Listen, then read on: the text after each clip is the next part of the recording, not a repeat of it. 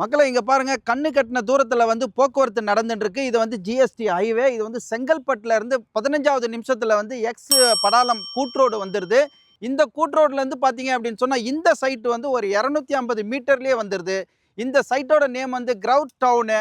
இந்த சைட்ல பாத்தீங்க அப்படின்னு சொன்னா கிட்டத்தட்ட வந்து 210 பிளாட் போட்டாங்க. இந்த 210 பிளாட்டும் வந்து லாஸ்ட் ஜூலை 20th லான்ச் பண்ணாங்க. எல்லாமே வந்து சோல்ட் அவுட் ஆயிடுச்சு. இப்போ எனக்கு பின்னாடி இருக்கிற இந்த இடத்த பாத்தீங்க அப்படின்னு சொன்னா இந்த கிரவுட் டவுனுடைய செகண்ட் பேஸ் வந்து ரெடி ஆகிட்டு இருக்கு. வேலை வந்து ஆரம்பிச்சுட்டாங்க. இந்த இடத்துல என்ன ஃபெசிலிட்டிஸ் அப்படின்னு சொன்னா பேஸ் 1ல் நடந்த எல்லா ஃபெசிலிட்டிஸும் இங்கே இருக்கு.